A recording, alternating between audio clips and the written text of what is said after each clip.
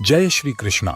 एक बार फिर स्वागत है आपका आपके अपने चैनल पर जिसका नाम है सनातन संघ। मित्रों, आज हम अपने दूसरे अध्याय के 2 श्लोक का ज्ञान प्रस्तुत करने जा रहे हैं जो भगवान कृष्ण के द्वारा कहे गए हैं।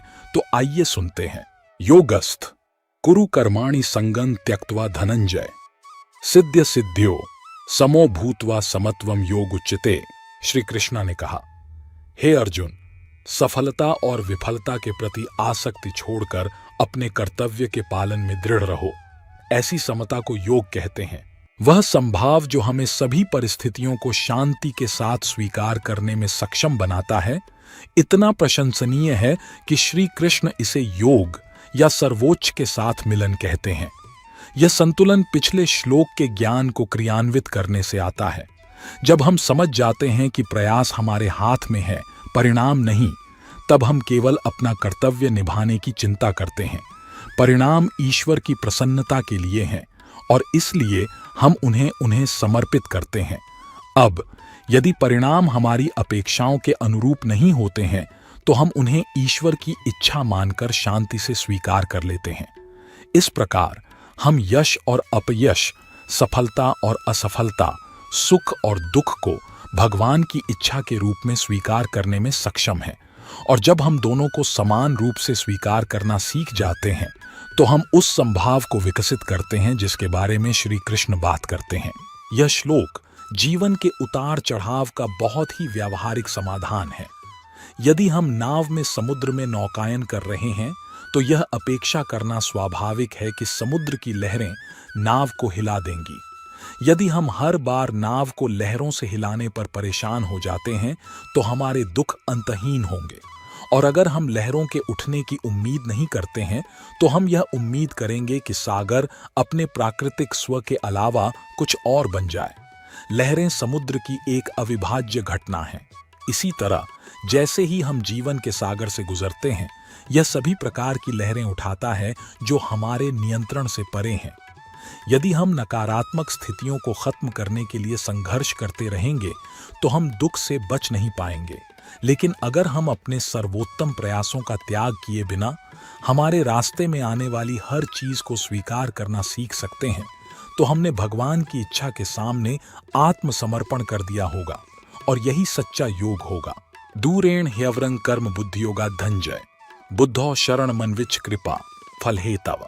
श्री कृष्ण बोले, हे अर्जुन, दिव्य ज्ञान और अंतर्दृष्टि की शरण लो और पुरस्कार चाहने वाले कार्यों को त्याग दो जो निश्चित रूप से दिव्य ज्ञान में स्थापित बुद्धि के साथ किए गए कार्यों से कमतर हैं। कृपण वे हैं जो अपने कर्मों का फल भोगना चाहते हैं। काम करने के 2 पहलू हैं।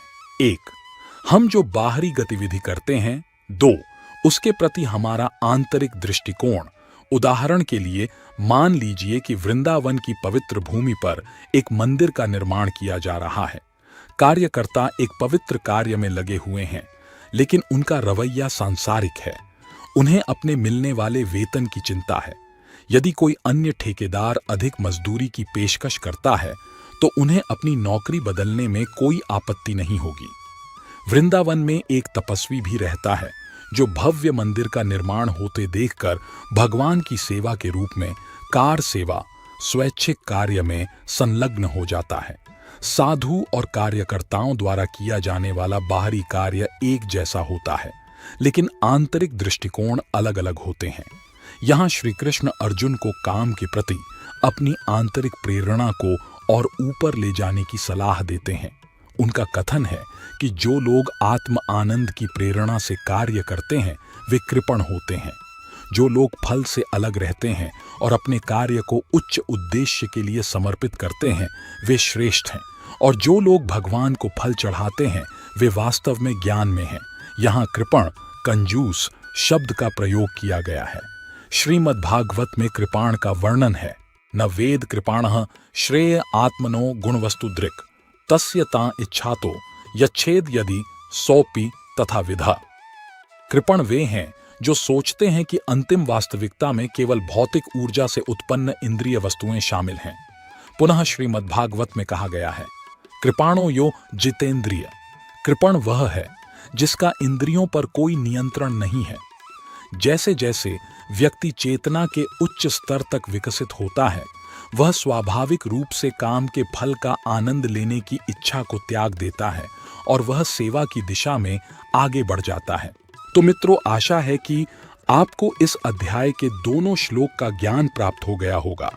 और अगर आपको वीडियो पसंद आया है तो वीडियो को लाइक और शेयर करें और साथ ही अपने इस चैनल को सब्सक्राइब करें।